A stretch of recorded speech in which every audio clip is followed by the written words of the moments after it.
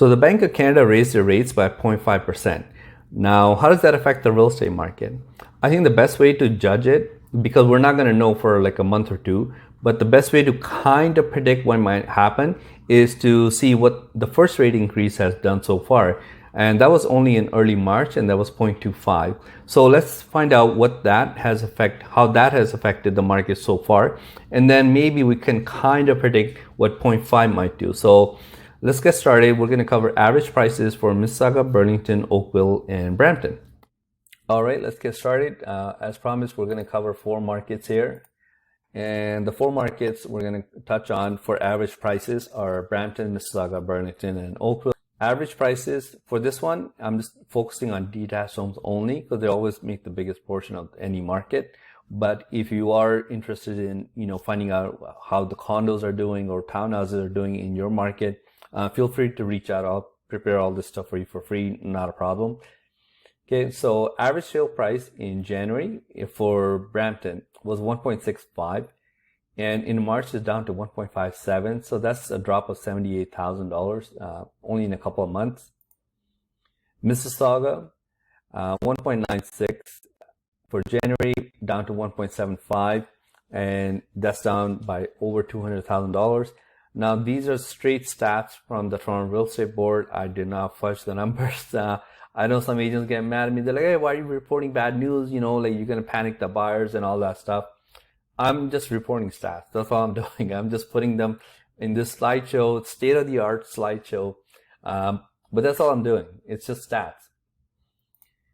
Okay, Burlington is 1.82 in January, and it's down to 1.63. And that's now a bit of a disclosure for Burlington and Oakville. Toronto Real Estate Board does not get all the listings for those 2 cities because they do have their own board. But in terms of average prices, they're quite comparable. It doesn't matter which board you look at. So this is from the Toronto Real Estate Board, just to be upfront. Okay, so that's Burlington. And Oakville is detached homes 2.49 down to 2.36. That's a drop of $135,000. Okay, so those are the 4 markets. Now, I also did cancellations. It's not a big deal, but cancellations are good to know because the more cancellations that you have per month means there's something wrong. Because if the market's hot, everything's selling, there's really no need to cancel the listing. So if the cancellation number is pretty high, that might worry you a bit. So March 1st to April 13th, so I went all the way up until yesterday.